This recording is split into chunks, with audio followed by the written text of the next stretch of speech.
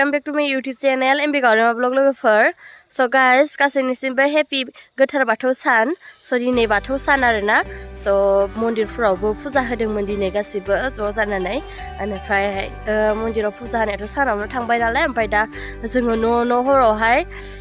न'नि लामायाव जोङो आलारि बाथि सावो आरोना थालिर बिफां गायनानै so जों दा बेनि थाखायनो एसे थियारि खालामगासिनो थालिर बिफां गायनो नागिरगासिनो ओमफ्राय आलारि बाथिबो सावगोन आरो जोङो so guys बोरै खालामगोन नायलांबाय थाबानो जाबाय आरोना so जायफोरा बाथौ धोरोमनि बिसोरथ' मिथिखायो जानांगौ so सोरबाफोर नङाबाबो नङिफ्राबो मिथिगौ आरोना होमबाबो मिथियाखैब्लाबो मिथिनानै लाबानो जाबाय आरोना गासैबो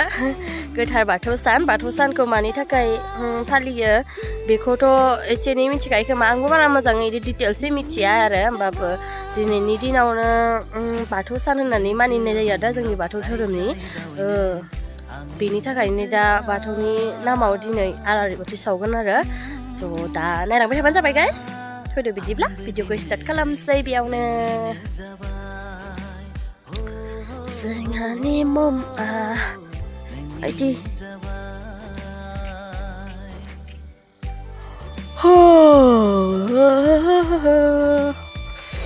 थालिर फांनै बेखौ दा गिदिंनो बेवहाय गायनोसै ओमफ्रायहाय सावगोन आरोना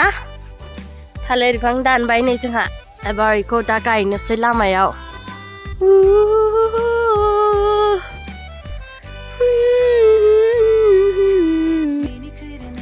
थुपुलुवा नायलाय थुपुलुवा iya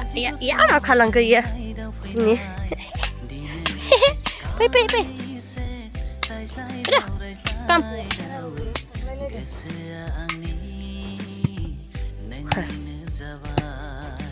nya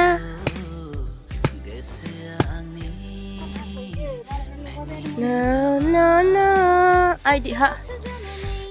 आलारि बाथिया मोनबेसे खोमसिसो जाबाय लगायखांबाय ने थुपुवा नाय गाया थुपुवा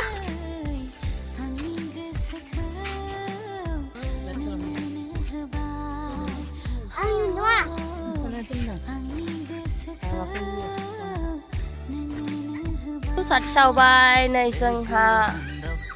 मोनबाल' सावो आरो जोंना ना बाथौफोरनिया मोनबाल' सावो नालाय मोनबा सावबाय नै खोमसि जाबाय मोनाबाय ना गेटाव है नै ओरैसो नुयो हाबनाया ओरै हाबबाय थानानै टेम्पालिया खोमसि जाबाय लाइट गैयाना नै लामायावसो इयावबासो एसे स्रां ओंखायनो